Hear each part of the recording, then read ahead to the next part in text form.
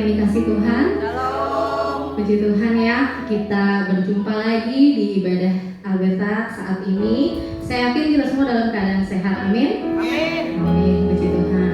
Yuk sebelum kita mau memuji Dia, menyembah Dia, kita mau sama-sama berdoa dulu. Mari kita bersatu dalam doa. Tuhan Yesus, selamat pagi. Terima kasih Tuhan untuk kebaikan, untuk anugerah-Mu ya Tuhan.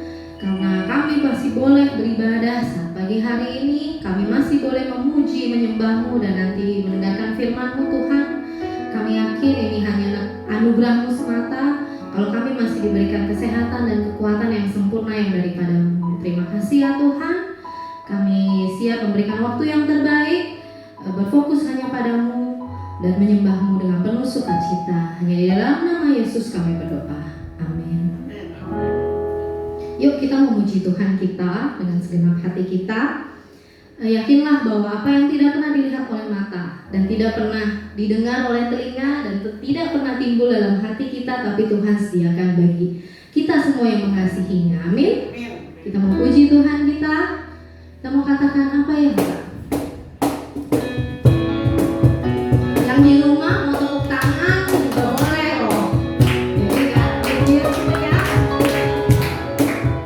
Kita berikan namanya.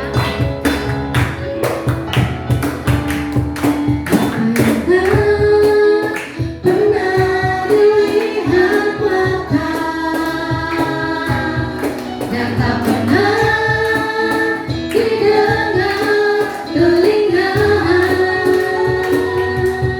yang tak pernah timbul di dalam hati, semua disediakannya bagi yang mengasihi Dia. Sekali lagi sama-sama katakan, apa yang tak pernah dilihat mata dan tak pernah didengar telinga, yang tak pernah timbul di dalam hati, semua disediakannya bagi yang mengasihi Dia. Bahwa Allah sanggup melakukan segala perkara, dulu, sekarang, dan selamanya. Kuasanya tidak berubah. Allah sanggup melakukan segala perkara, dulu, sekarang, dan selamanya. Kuasanya tak berubah. Allah sanggup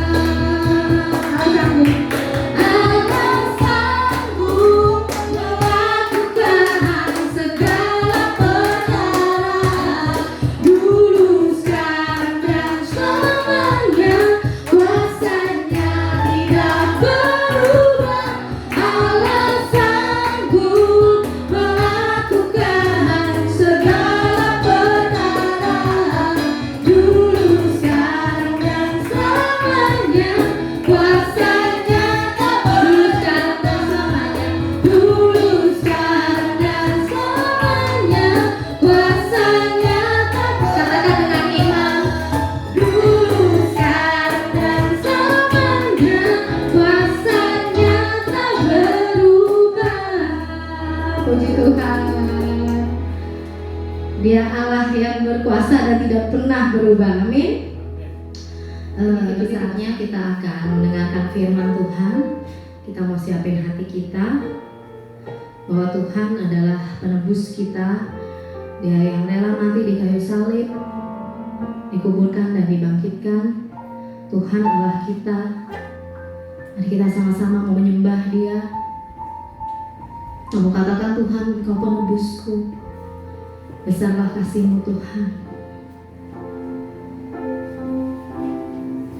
Besar mulia kasih-Mu, Kau korbankan hidupmu, curahkan darah-Mu.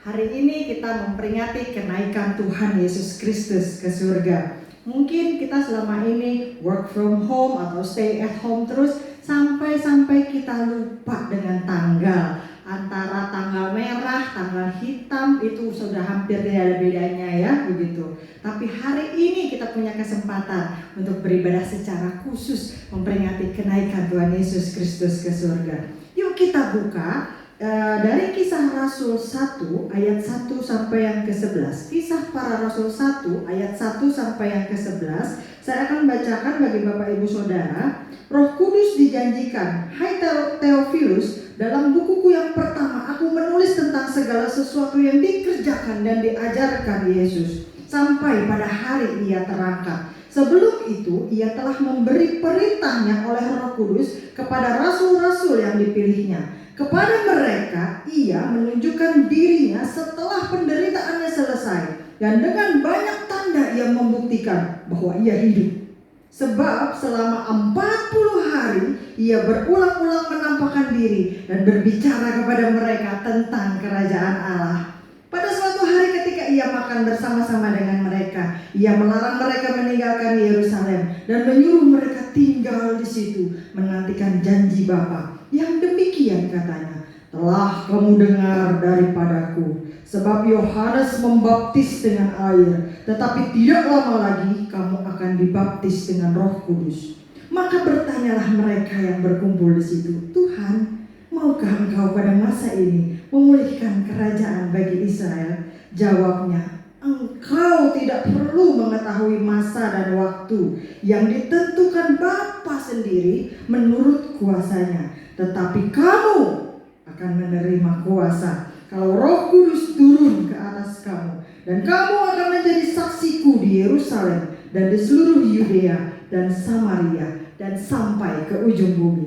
Sesudah Yesus mengatakan demikian, terangkatlah ia, disaksikan oleh mereka, dan awan menutupnya dari pandangan mereka. Ketika mereka sedang menatap ke langit waktu ia naik itu, tiba-tiba berdirilah dua orang yang berpakaian putih dekat mereka dan berkata kepada mereka, "Hai orang-orang Galilea, mengapakah kamu berdiri melihat ke langit?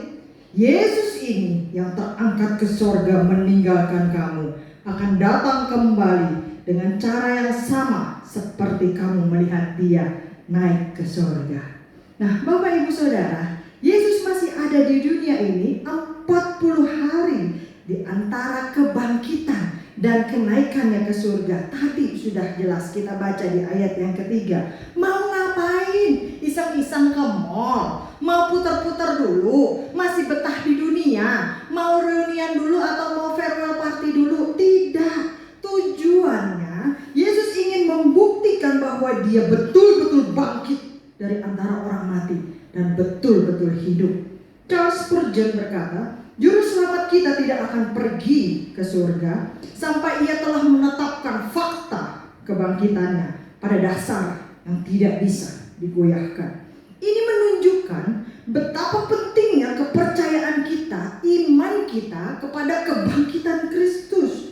Nah, dalam 40 hari tersebut ada perbedaan besar dalam hidup Yesus dibandingkan masa-masa ia hidup, dibandingkan masa-masa sebelum ia mati di kayu salib, yaitu tidak ada percobaan, serangan, hasutan, hinaan dari tokoh-tokoh Yahudi ataupun pemerintah Romawi. Lalu apa yang bisa kita aplikasikan dalam hidup kita? Dalam kita mengiring Yesus, memang banyak sekali serangan dan hambatan terhadap gereja-gereja, persekutuan-persekutuan, ibadah-ibadah, dan kita orang-orang Kristen. Tetapi dengan melihat masa hidup Yesus selama 40 hari setelah kebangkitannya, kita bisa yakin bahwa suatu saat kita pun akan terbebas dari semua hambatan tersebut. Sekarang apa yang harus kita lakukan? Tetap tekun. Lalu kita lihat Yesus naik ke surga. Sifat kenaikan Kristus ke surga. Ini suatu peristiwa yang sungguh-sungguh terjadi, bersifat historikal, bukan sekedar dongeng, bukan sekedar perumpamaan, bukan sekedar ilustrasi, bukan sekedar kisah semata-mata, bukan sekedar mitos ataupun hayalan belaka. Tidak. Lukas menceritakan kenaikan Kristus ke surga dalam Injil Lukas 24 ayat yang ke-50 sampai 53. Lukas 24 ayat 50 sampai 53, dan juga di dalam Kisah Para Rasul 1 ayat 1 sampai yang ke-11 yang tadi sudah sama-sama kita baca. Nah, karena peristiwa kenaikan Kristus ke surga tercatat di dalam Alkitab yang kita baca ini, tercatat di dalam bagian Alkitab yang kita percayai ini, maka peristiwa ini harus juga kita percaya sebagai sebuah kebenaran. Kalau kita percaya Alkitab ini adalah firman Allah, maka semuanya yang tercatat di dalam Alkitab ini harus kita percaya sebagai satu kebenaran utuh, termasuk peristiwa kenaikan Yesus ke surga. Kebangkitan, kenaikan ke surga, kedatangan Kristus kedua kali, semuanya bersifat jasmani. Artinya tubuhnya betul-betul naik ke surga. Karena tubuh Kristus tidak maha hadir, maka ia tidak lagi hadir secara jasmani di dunia ini. Matius 26 ayat yang ke-11 dia berkata, karena orang-orang miskin selalu ada padamu, tetapi aku tidak akan selalu bersama-sama dengan kamu. Tentu Yesus mengucapkan ini dalam artian jasmani. Ayat ini menunjukkan Yesus memang memang tidak selalu bersama-sama dengan kita, karena dia sudah naik ke surga setelah 40 hari kebangkitannya. Lalu pertanyaannya, tadi kita baca di ayat yang ke-9, kenapa sih Yesus terangkat ke surga? Kenapa dia tidak hanya sekedar hilang begitu saja, boom, atau abrakadabra, simsalabim, boom, langsung hilang begitu saja? Tidak. Kenapa dia harus pelan-pelan terangkat naik ke surga, sehingga semua murid-muridnya dan orang-orang percaya pada waktu itu bisa melihat bagaimana Yesus naik ke surga sampai awan menutupi dia, seperti yang tadi sudah kita baca. Karena apa? Sekalipun Yesus tidak hadir secara jasmani di dunia, Yesus ingin kita tetap percaya. Yesus ingin kita tetap yakin bahwa Dia Juru Selamat kita hidup selama-lamanya di dalam surga. Nah, kenaikan Yesus ini tidak ditunjukkan kepada semua orang, Bapak Ibu Saudara. Kenapa? Calvin menjawab, sebagaimana setelah kebangkitannya, ia tidak menunjukkan dirinya kepada semua orang. Demikian juga ia tidak mengizinkan semua orang menjadi saksi mata kenaikannya ke surga. Kenapa? Karena ia ingin menghendaki bahwa misteri iman ini diketahui melalui PI, melalui pemberitaan Injil, bukan sekedar menjadi penglihatan atau saksi mata. Lalu apa yang harus kita lakukan di dalam hidup kita? Apa yang bisa kita aplikasikan? Hal ini menunjukkan bahwa kita, orang-orang Kristen, orang-orang percaya, harus hidup untuk memberitakan Injil. Karena pemberitaan Injil jauh lebih penting daripada kesaksian siapapun. Kalau memang pengalaman itu lebih penting, Kristus pasti menunjukkan kenaikannya ke surga bagi orang-orang di seluruh dunia tanpa ada satupun yang terlewatkan. Tetapi Kristus ingin Injil diberitakan bukan berdasarkan kesaksian, tetapi merupakan suatu kebenaran yang utuh. Kesaksian bisa menjadi penguat bagi pemberitaan Injil tersebut. Jangan jadi orang Kristen yang hanya senang mendengar kesaksian-kesaksian orang lain. Jangan hanya jadi orang Kristen yang senang mengikuti kesaksian-kesaksian orang lain.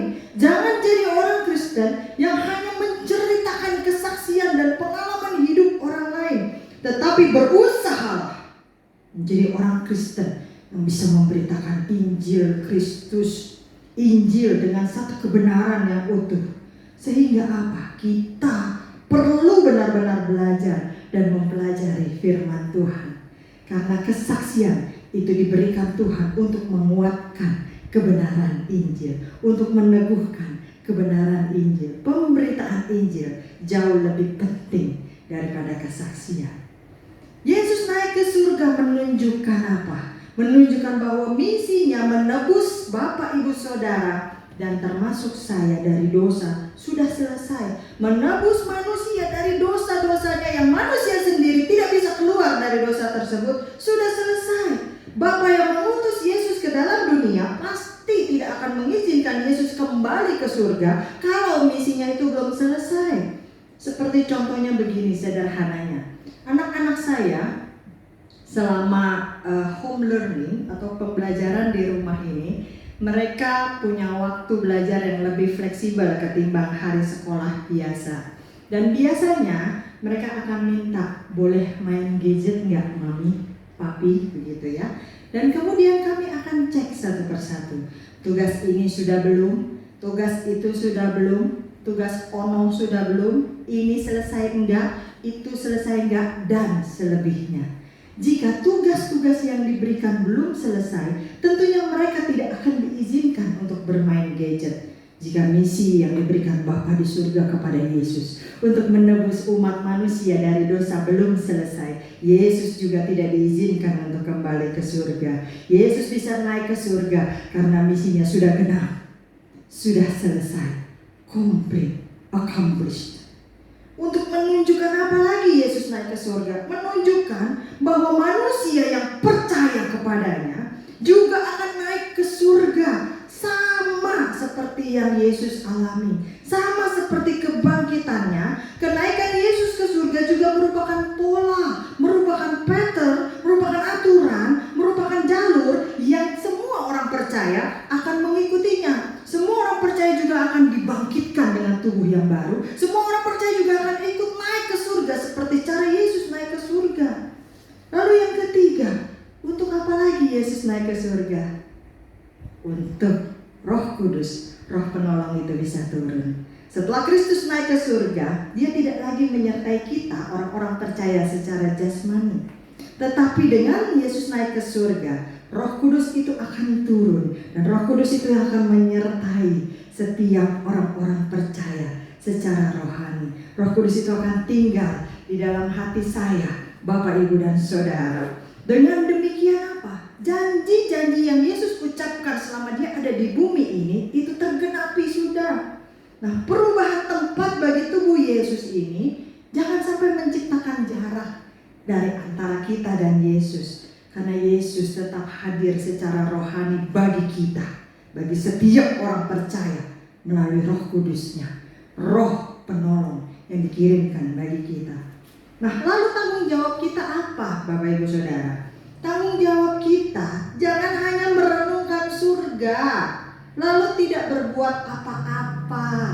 Jangan hanya terkesan dengan surga, terpesona dengan surga, membayangkan dan mengharapkan surga, tapi selama kita masih punya kesempatan hidup di dunia ini, kita hanya topang dagu, kita hanya tumpang kaki, kita hanya bengong-bengong, seandainya nanti saya di surga, seandainya nanti masuk surga, saya akan begini, nanti kalau di surga. Ayat ke-10 sampai ke-11 yang tadi kita baca dari Kisah Para Rasul, malaikat itu menegur orang-orang Galilea. Mereka bilang apa? Hai orang-orang Galilea, mengapa kamu lihat ke langit terus?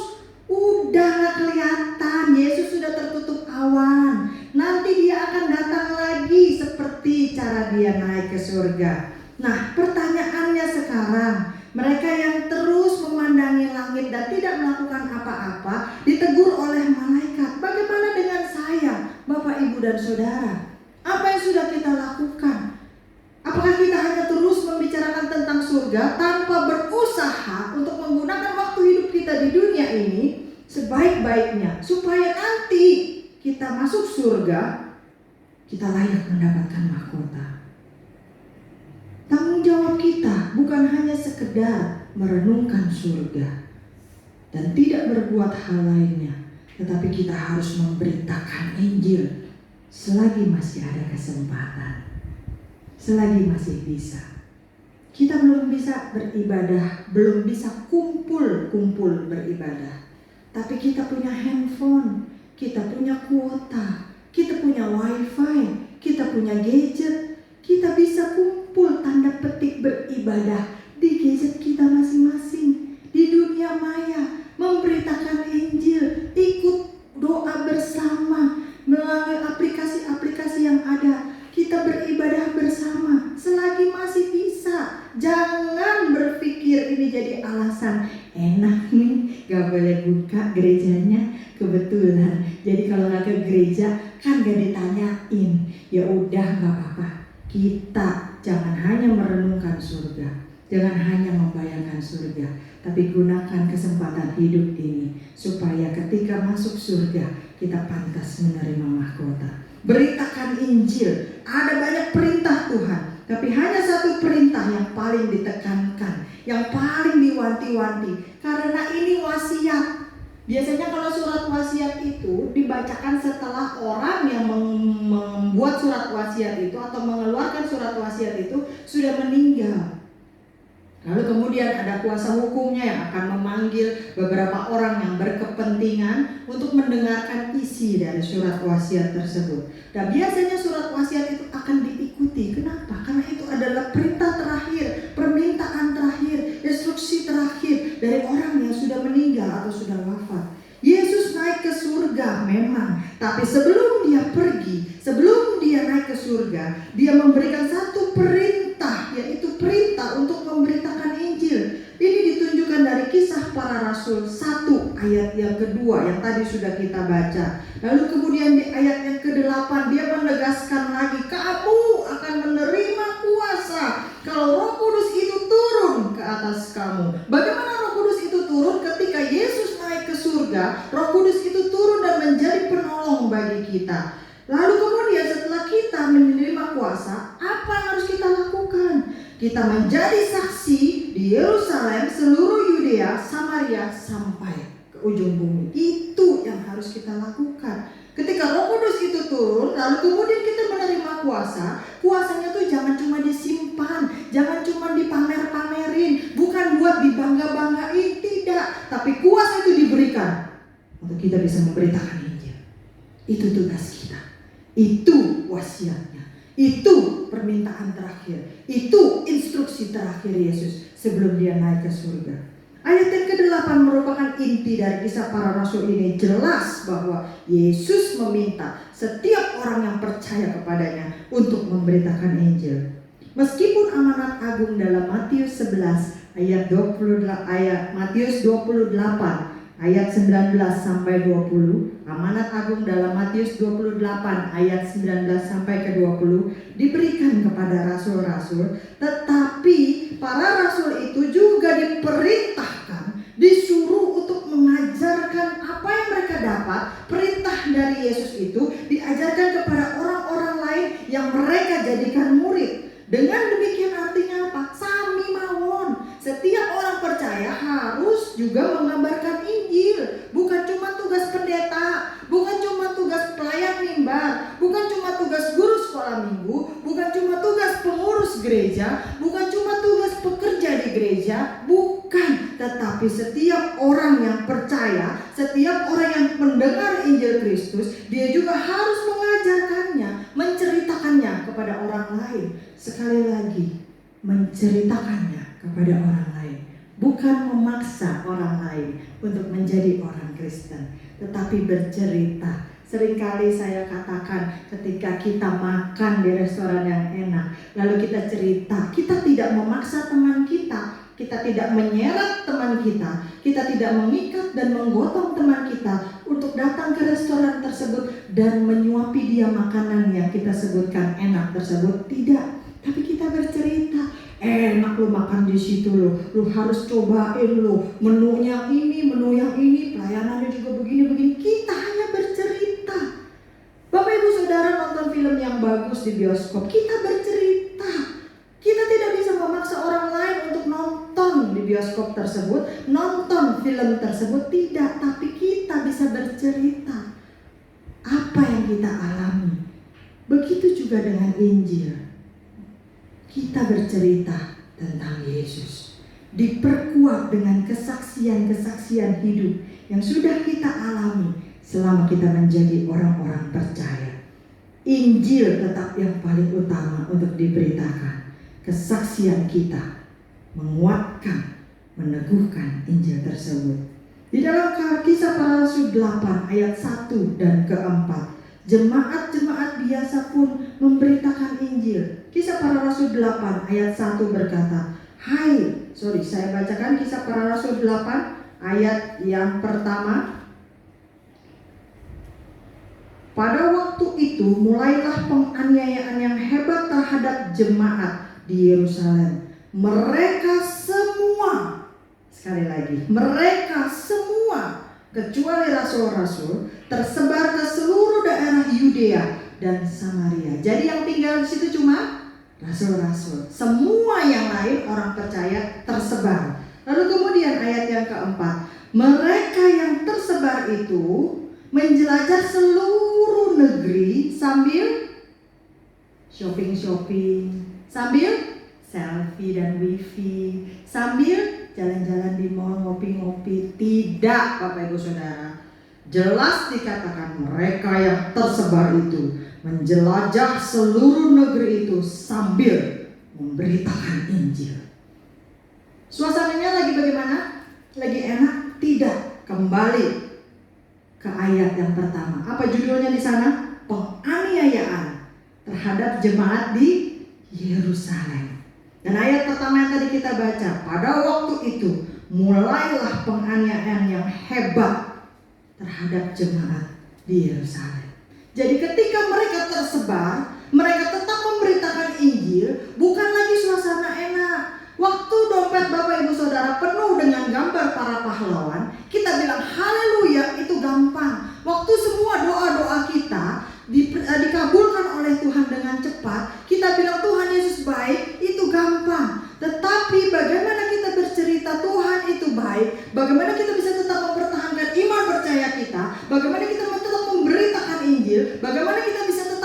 beribadah, bagaimana kita bisa tetap berdoa ketika kenyataan itu tidak sesuai dengan apa yang kita minta? Ini yang dinamakan dengan iman. Ini yang dinamakan dengan ketekunan. Ini yang dinamakan dengan kesetiaan. Dan ini harusnya kualitas yang dimiliki oleh orang Kristen. Memberitakan Injil bukan ketika doamu dikabulkan saja. Memberitakan Injil bukan ketika segalanya baik-baik saja di dalam hidupmu. Memberitakan Injil bukan ketika keadaan baik-baik saja. Memberitakan Injil bukan hanya di kalangan orang-orang Kristen saja. Memberitakan Injil justru ketika terjadi penganiayaan yang hebat. Memberitakan Injil justru di tengah padang pasir yang kering kerontang. Memberitakan Injil justru ketika keadaan kita mungkin berada di titik yang paling rendah sekalipun. Memberitakan Injil justru ketika seolah-olah harapan itu telah sirna, masa depan suram, seluruh pintu tertutup. Memberitakan Injil justru ketika rasanya kita tidak mampu lagi untuk berdiri. Ketika kita tidak memberitakan Injil, maka kita melanggar perintah Tuhan.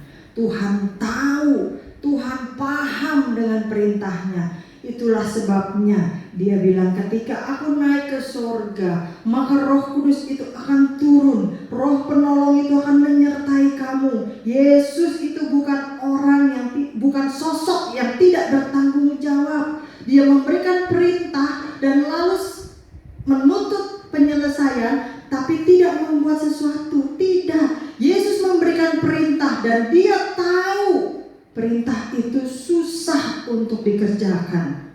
Dia tahu karena mengerjakan perintah itu mungkin hidup kita akan dianiaya, kita akan dikucilkan, kita akan dimusuhi, bahkan mungkin kita akan ditinggalkan. Yesus tahu tentang hal itu. Itulah sebabnya dia kirimkan Roh penolong, termasuk di tengah pandemi ini. Yesus tahu ketika kau terancam untuk di PHK. Yesus tahu ketika tokomu tidak bisa buka. Yesus tahu ketika di rumahmu tidak ada lagi makanan. Yesus tahu ketika tidak ada orang yang peduli lagi dengan kamu. Yesus tahu ketika kamu sudah tidak bisa lagi berdoa dan hanya bisa menangis. Yesus tahu. Itulah sebabnya sebelum hal itu terjadi, dia memberikan perintah, dia memberikan Roh penolong. Dia tidak pernah meninggalkan kita yatim piatu. Pemberitaan Injil harus tetap berjalan. Bapak Ibu Saudara, bagi kita yang sudah percaya dan menerima Yesus sebagai Tuhan dan Juru Selamat, kita pasti akan masuk ke dalam surga. Hanya dengan percaya kepada Yesus Kristus, satu-satunya Juru Selamat, itu membuat kita masuk ke dalam surga. Tetapi setelah kita menerima Yesus Kristus sebagai Tuhan dan Juru Selamat, tidak cukup hanya sekedar percaya. Kita yang sudah merasakan kasih Tuhan, kita yang sudah mengalami pertolongan Tuhan, kita yang sudah mengalami pengabulan doa dari Tuhan, kita yang sudah mengalami mukjizat dari Tuhan, kita ingin menceritakannya kepada orang-orang yang lain. Ada sebuah lagu yang dikarang oleh evangelis Astri Sinaga dan beberapa kali kita nyanyikan di dalam ibadah raya kita. Tuhan, kau pernah ada di antara manusia, berjalan di antara manusia, berdosa dan selebihnya.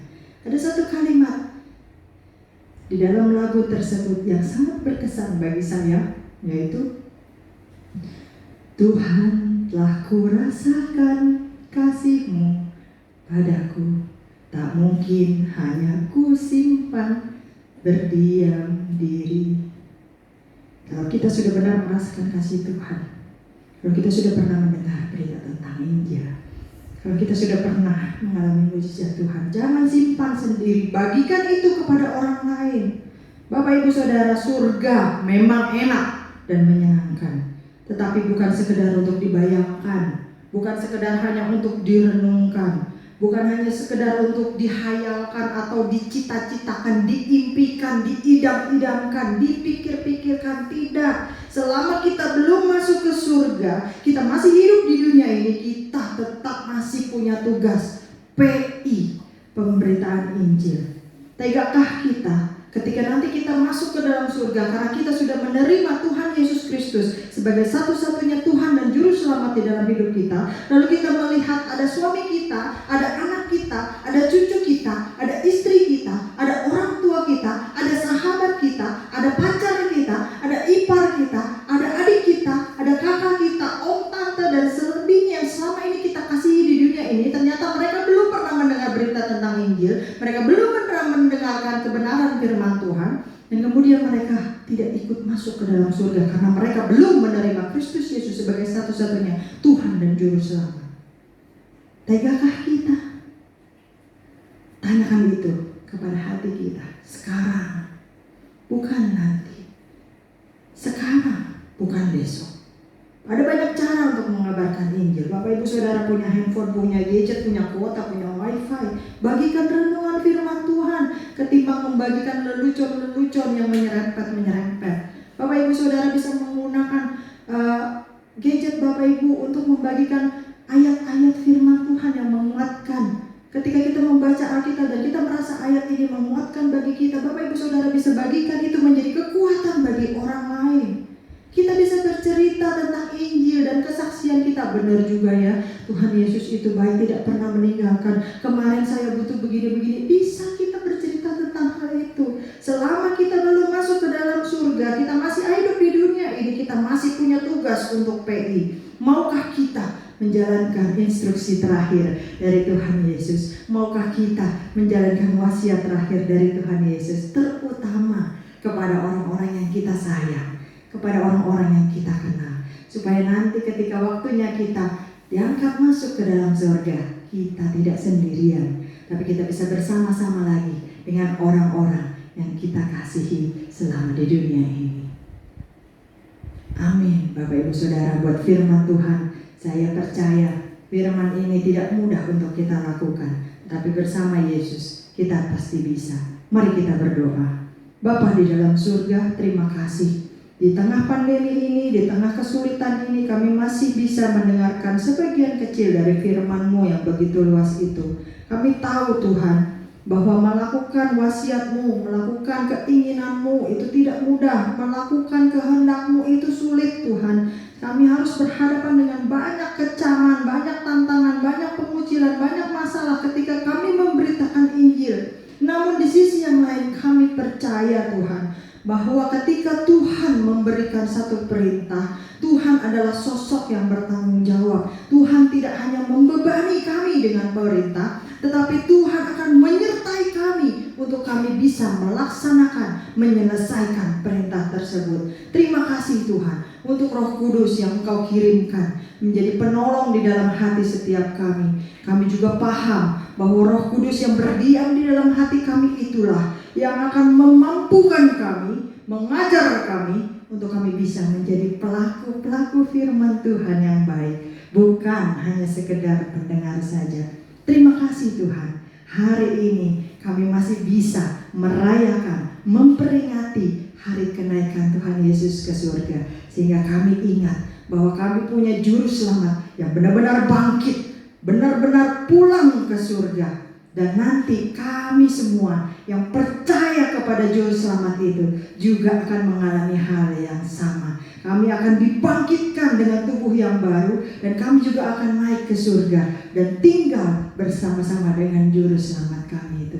Biarlah selama kami masih hidup di dunia ini, jagailah iman kami, kuatkanlah percaya kami Tuhan, sehingga kami bisa tetap setia, tekun sampai akhir. Hanya di dalam nama Yesus kami berdoa dan bersyukur. Kami menyerahkan semuanya ke dalam tangan-Mu. Dalam nama Yesus kami berdoa. Amin. Bapak Ibu Saudara yang dikasih Tuhan, mari kita sama-sama berdoa. Kita akan persiapkan diri kita untuk masuk dalam perjamuan kudus. Tuhan Yesus, kami bersyukur dan berterima kasih kalau hari ini kami diberikan kesempatan untuk makan minum sehidangan bersama dengan Engkau. Itu kembali mengingatkan kami akan pengorbanan-Mu di kayu salib Tuhan. Engkau mengorbankan diri-Mu karena Engkau mengasihi kami, karena Engkau ingin menghapus segala dosa kami Tuhan. Engkau ingin menyucikan kami, menguduskan kami, melayakkan kami Tuhan untuk bersatu dengan Engkau. Sebabnya kami bersyukur dan berterima kasih untuk kesempatan ini.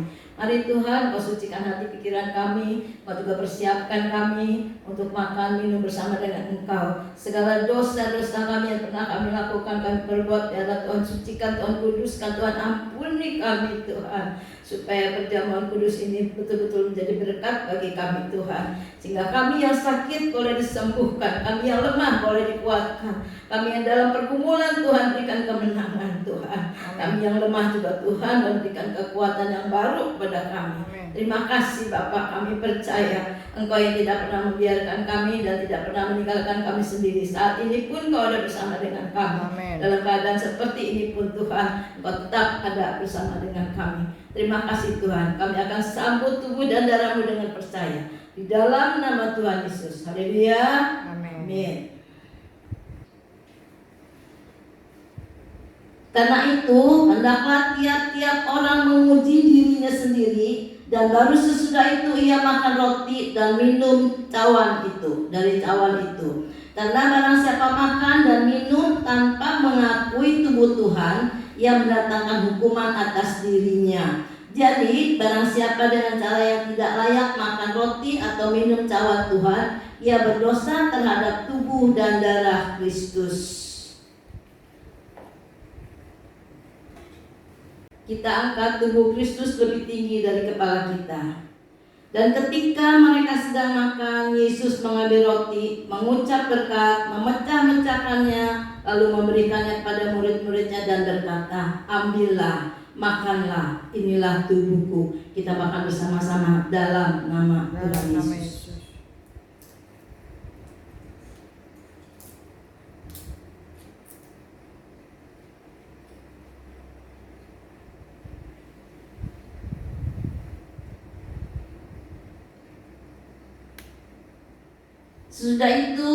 Sesudah itu ia mengambil cawan, mengucap syukur, lalu memberikannya kepada mereka dan berkata, minumlah kamu semua dari cawan ini, sebab inilah darahku, darah perjanjian yang ditumpahkan bagi banyak orang untuk pengampunan dosa. Kita minum bersama-sama dalam nama Yesus.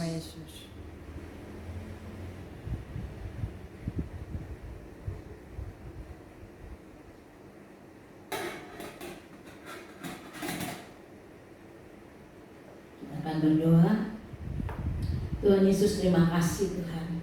Kami percaya tubuh dan darah-Mu yang menyatu dengan kami sudah memberikan kekuatan yang baru Tuhan. Kami sudah diberikan kemenangan Tuhan.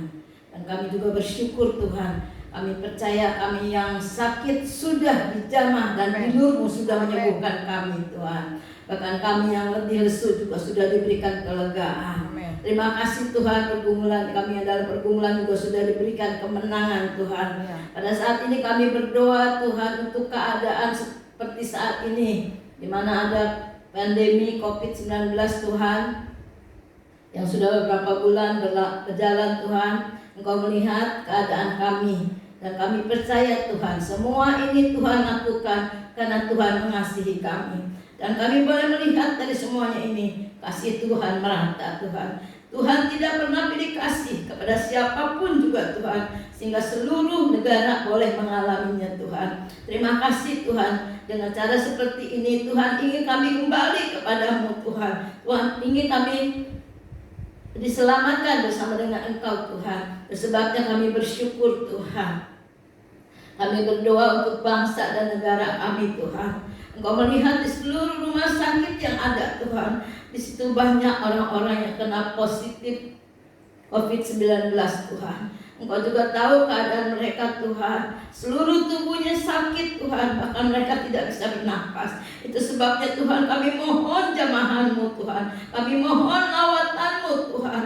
Biar mereka Tuhan Engkau berikan damai dan sejahtera. Dengan damai sejahtera yang ada padanya, mereka mendapatkan kekuatan yang baru. Mereka bisa bangkit bersama dengan Engkau Tuhan. Dan kami percaya Tuhan, kalau beberapa hari ini kami mendengar banyak yang disembuhkan, yang positif menjadi negatif Tuhan, kami bersyukur dan berterima kasih Tuhan.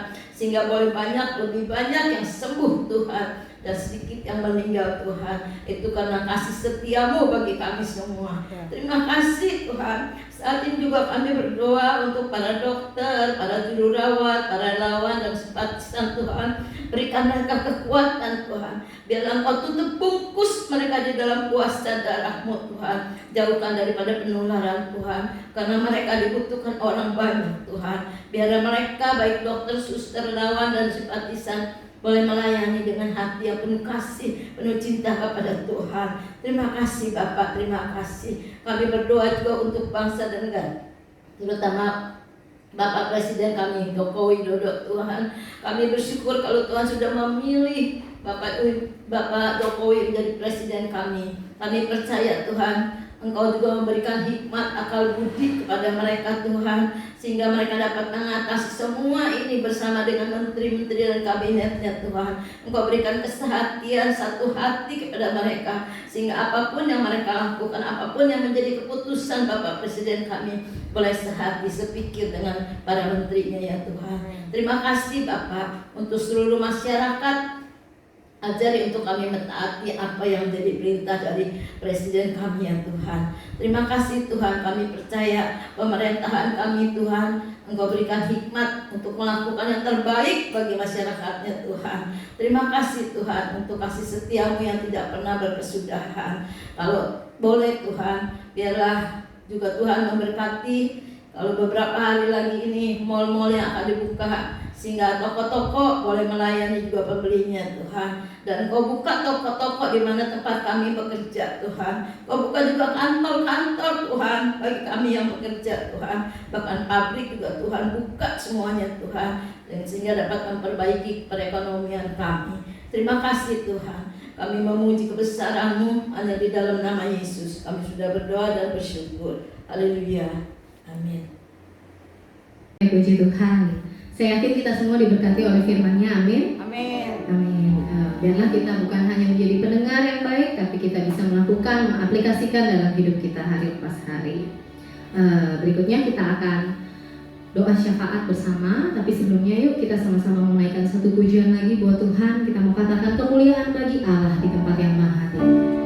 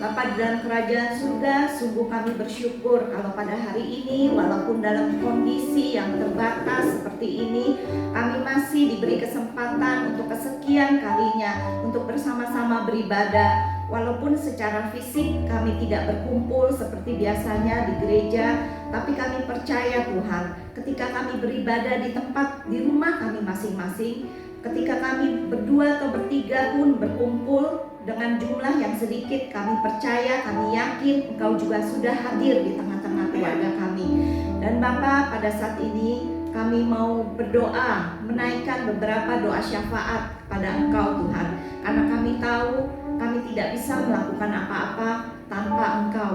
Kami tidak bisa melakukan apapun tanpa penyertaan daripada Engkau. Oleh karena itu Tuhan, pada saat ini kami datang menaikkan beberapa pokok doa hanya kepada Engkau saja. Pada saat ini Tuhan, kami mau berdoa untuk setiap jemaat yang ada di tempat ini. Walaupun sudah sekian lama kami tidak berkumpul seperti biasanya, kami percaya Engkau sendiri yang menyertai setiap jemaat di tempat mereka masing-masing.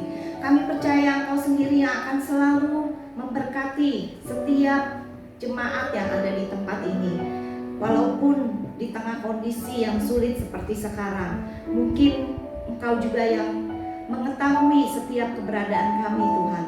Bagi kami yang sakit, kami percaya Engkau juga yang sanggup memberikan kesembuhan dan pemulihan. Bagi kami yang dalam kesulitan, dan Engkau tahu Tuhan, mungkin dalam kesulitan baik secara ekonomi atau apapun itu Tuhan, kami percaya Engkau juga yang sanggup mencukupkan setiap kebutuhan kami. Dan bagi kami juga yang dalam pergumulan masalah apapun itu, baik keluarga, baik ekonomi atau apapun, kami percaya Engkau juga sanggup memberikan jalan keluar bagi setiap kami. Biarlah Tuhan Kau ajar kami untuk selalu setia, untuk selalu tunduk di dalam kehendak Engkau. Walaupun kadang itu sulit dalam seperti saat ini Tuhan, begitu banyak tekanan yang kami hadapi, tapi kami percaya ketika kami berjalan bersama Engkau, ketika kami berharap hanya kepada Engkau, maka Engkau tidak pernah meninggalkan kami. Engkau akan selalu menopang kami. Terima kasih Tuhan, kami juga bersyukur kalau Ibu Gembala kami juga masih dalam keadaan sehat. Kami percaya kalau Engkau juga yang senantiasa memberikan kekuatan, kesehatan yang baru hari lepas hari kepada beliau. Biarlah Tuhan, pada saat seperti ini Engkau juga mampukan beliau, perlengkapi beliau untuk tetap mengembalakan setiap jemaat yang Engkau percayakan kepadanya. Dengan hikmat yang daripada Engkau berikan kreativitas kepada beliau untuk tetap mengembalakan setiap jemaat yang ada. Terima kasih Tuhan, kami juga menyerahkan untuk setiap penggembala yang ada di tempat ini, untuk setiap pengerja, untuk setiap diaken yang ada. Biarlah Engkau juga berikan hikmat dan hati juga yang mau melayani Engkau di tengah kondisi seperti ini. Terima kasih Tuhan, kami juga tidak lupa menyerahkan bangsa dan negara kami. Engkau tahu Tuhan, begitu banyak permasalahan yang sebelum pandemi ini terjadi pun sudah ada. Tetapi dengan adanya pandemi ini, semakin banyak masalah, semakin banyak pergumulan yang harus diselesaikan. Kami percaya Tuhan, Engkau yang mengasihi bangsa dan negara kami. Maka belas kasihan Engkau juga akan turun untuk bangsa dan negara kami Tuhan. Biarlah Engkau berkati untuk setiap rakyat di Indonesia ini Tuhan. Di dalam segala permasalahan yang ada, Engkau berikan kekuatan, kesabaran, ketabahan Tuhan. Dan juga terutama untuk masyarakat luas Tuhan, Engkau berikan kesadaran kepada kami semua untuk tetap menjaga kebersihan, supaya kami pun tidak terdampak oleh virus ini, bahkan juga tidak menularkannya kepada orang lain. Khususnya untuk Bapak Presiden, Bapak Jokowi dan juga wakil beserta seluruh jajaran kabinet yang ada Tuhan. Engkau berikan hikmat bijaksana kepada mereka. Biarlah Bapak Presiden juga bisa mengambil keputusan yang tepat untuk menangani semua masalah yang ada. Engkau juga tolong untuk para pejabat aparatur negara, baik dari pemerintahan pusat sampai pemerintahan daerah yang terkecil sekalipun. Kau berkati mereka, berikan kesatuan hati pada mereka, sehingga semua instruksi dari pemerintah pusat bisa dilaksanakan dengan baik. Dan mereka semua bisa bergandengan tangan semua menjalankan itu semua dengan baik, sehingga semua bisa diatur dengan baik juga. Bapak, kami juga berdoa untuk garda terdepan, khususnya untuk tenaga medis, para dokter, perawat, petugas kebersihan, petugas yang ada di rumah sakit maupun juga klinik-klinik dan puskesmas, bahkan juga sampai petugas ambulan dan juga petugas pemakaman semuanya Tuhan. Kami serahkan mereka ke dalam tangan-Mu. Biarlah Engkau berikan kekuatan yang ekstra kepada mereka mereka daya tahan tubuh yang kuat, sehingga di dalam menjalankan tugas mereka, mereka tidak terpapar oleh virus corona ini Tuhan. Biarlah Engkau juga hibur mereka dikala mereka mungkin harus berpisah sementara dengan keluarga mereka. Engkau yang terus hibur, berikan kekuatan kepada mereka. Biarlah mereka juga boleh melayani dengan hati yang penuh dengan kasih, sehingga semua yang dikerjakan tidak sia-sia Tuhan. Dan Engkau juga berkati untuk keluarga-keluarga mereka yang ditinggalkan, sehingga mereka juga boleh mendukung pekerjaan daripada para dokter, para medis, semuanya ini Tuhan, supaya mereka bisa bekerja dengan baik. Kami juga berdoa untuk semua fasilitas yang ada Tuhan. Biarlah Engkau yang perlengkapi, Engkau cukupkan semua kebutuhan, baik itu obat-obatan, APD, masker, atau apapun yang dibutuhkan saat ini Tuhan. Engkau sendiri yang mencukupkan, Engkau sendiri yang menggerakkan orang-orang yang bisa membantu untuk semuanya ini Tuhan. Dan kami juga Tuhan menyerahkan untuk dunia ini Tuhan. Kami tahu Tuhan memang berat di dalam situasi seperti ini, tapi kami percaya pasti ada rencana yang indah yang sudah Engkau siapkan bagi kami semua. Mungkin melalui pandemi ini kami juga boleh semakin mendekatkan diri kepada Engkau.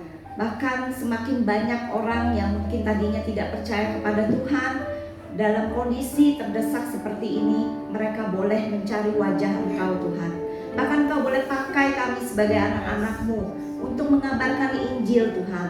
Melalui segala apapun yang kami lakukan, kami boleh mencerminkan kemuliaan nama Engkau. Engkau boleh pakai kami menjadi alat saksi-Mu Tuhan, sehingga semakin banyak orang yang dikenalkan kepada kasih-Mu.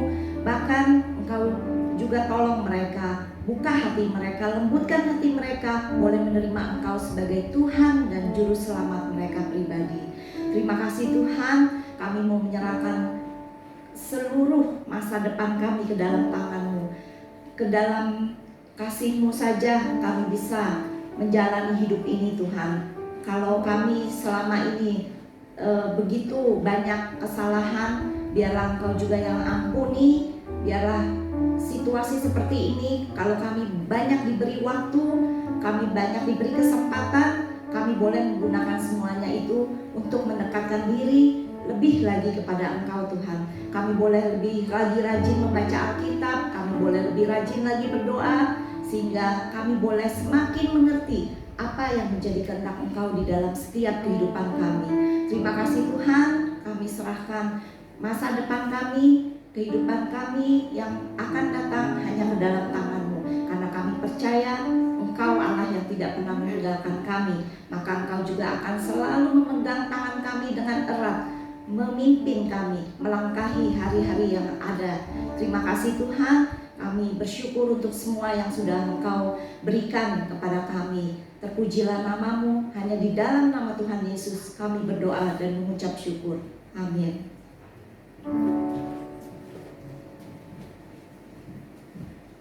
Kasih-kekasih Kristus yang diberkati Tuhan, pulanglah dan terimalah berkat Tuhan.